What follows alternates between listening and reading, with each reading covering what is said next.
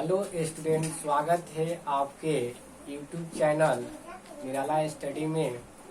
तो प्यारे स्टूडेंटों, पिछले वाले वीडियो में यहाँ पर हेडिंग देखिए। हेडिंग है हम लोग का, ये यूनिट 3 का है, यानी रिडॉक्स। तो रिडॉक्स बराबर क्या होता है? रेडुकेशन प्लस का ऑक्सीडेशन। तो इसको तो हम लोग थोड़ी देर बाद में समझेंगे, क्योंकि यहाँ पर एक एग्जाम्पल देखिए। ये एग्जाम्पल आपका है विद्युत अपघटनीय का सेल का। जैसे कल आपको बताए थे वैद्युत अपघटनीय सेल। तो वैद्युत अपघटनीय सेल में क्या होता है कि ये आपका विद्युत ऊर्जा जो है, विद्युत ऊर्जा रासायनिक ऊर्जा में क्या होता है? परिवर्तन होता है। यानी ऐसा सेल जिसमें विद्युत ऊर्जा रासायनिक ऊर्जा में परिवर्तन होता है, उसे विद्युत अपघटनीय सेल कहते हैं। तो ये तो चीज हम पीछे वाले में बताए थे, लेकिन एग्जाम्पल नहीं दिए थे। तो यहाँ पर आप एग्जाम्पल को देखिए। जैसे यहाँ पर एग्जाम्पल, ये कोई नमक का विलयन है, सोल्यूशन है, और इसमें आपको ये छड़ डाला गया है। आप चाहे तो छड़ कॉपर का या लोहा का या एल्युमिनियम का कोई भी ले सकते हैं।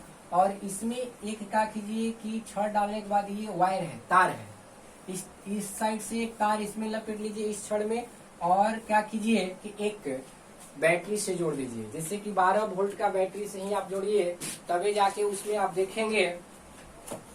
जैसे बहुत कम अगर बैटरी जोड़ा जाए तो वो क्या हो जाएगा कि निष्कर्ष कुछ नहीं देगा, क्योंकि ये विद्युत ऊर्जा से क्या होगा? रासायनिक ऊर्जा में परिवर्तन। जैसे आप देख रहे हैं ये गाड़ी का बैटरी है और ये आपका 12 वोल्ट का बैटरी है। तो इसमें देखिए यहाँ पर एक प्लस होता है और एक क्या होता है?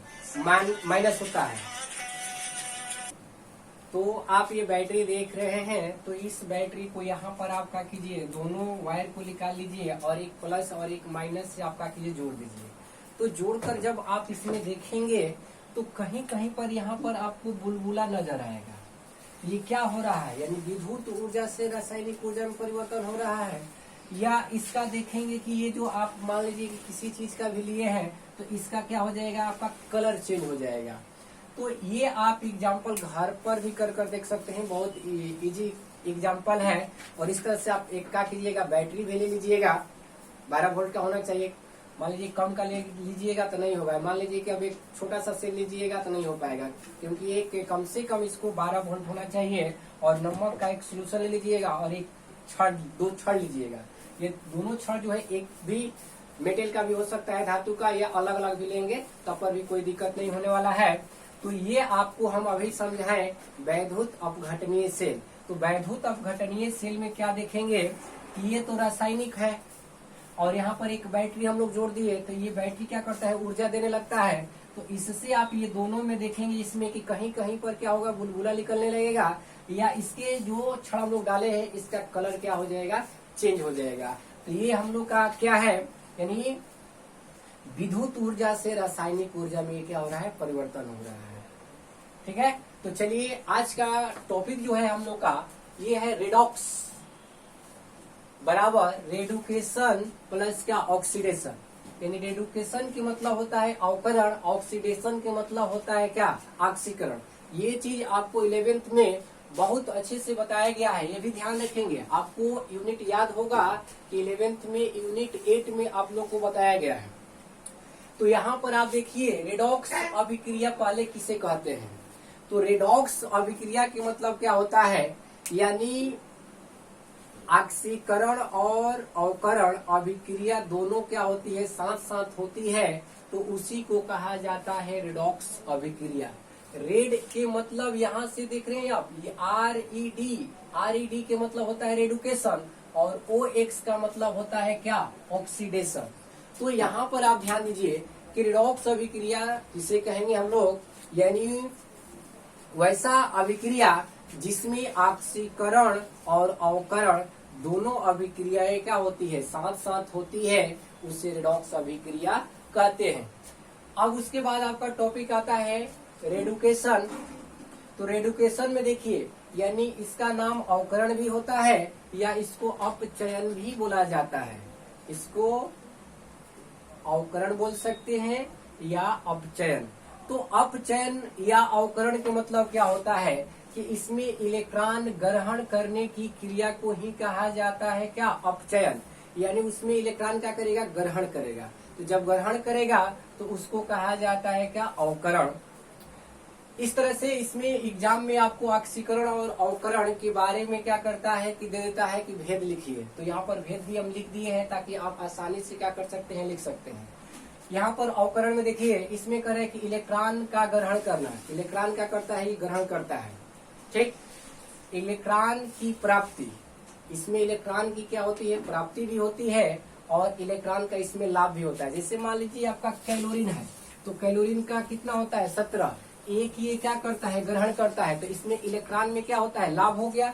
इसका इलेक्ट्रॉन पहले कितना था, 17 था, लेकिन अब कितना हो गया, 18 इलेक्ट्रॉन, क्योंकि एक इलेक्ट्रॉन इसने क्या किया है, ले लिया है। ठीक है, तो इस तरह से आप ध्यान रखेंगे कि इसमें इलेक्ट्रॉन की प्राप्ति होती है और जितना इलेक्ट्रॉन लेगा उसका उतना लाभ होगा। ठीक है, अब आइए यहाँ पर ऑक्सीकरण या अपचयन।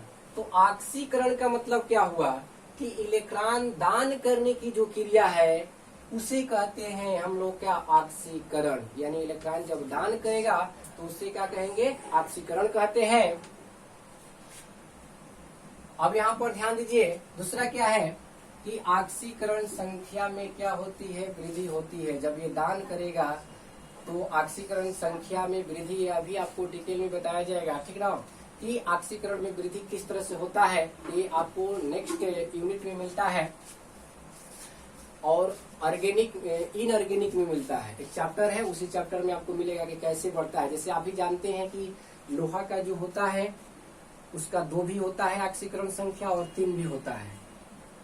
तो ये सब क्या होता है, परिवर्तनशील होता है। तो यहाँ पर ध्यान रखेंगे कि ऑक्सीकरण संख्या में इसमें क्या होता है, वृद्धि होता है।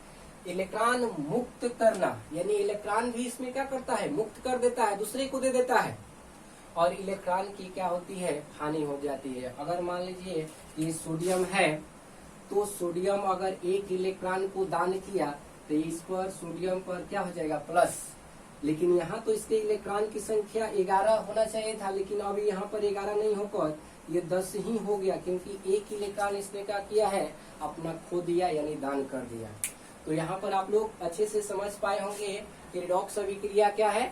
रिडॉक्स अभिक्रिया के मतलब सिंपल से आपको समझना है कि ऑक्सीकरण और अवकरण दोनों क्या होती है, साथ साथ होती है। और ऑक्सीकरण का मतलब होता है कि इलेक्ट्रॉन को दान करेगा, और अवकरण का मतलब होता है कि उसमें इलेक्ट्रॉन को क्या करता है, ग्रहण करता है। तो उम्मीद करते हैं कि यहाँ तक की सारी बातें आप लोग समझ गए होंगे, और आप लोग को अच्छा लगे तो लाइक करना न भूलें। चलिए आज के लिए इतना ही, धन्यवाद।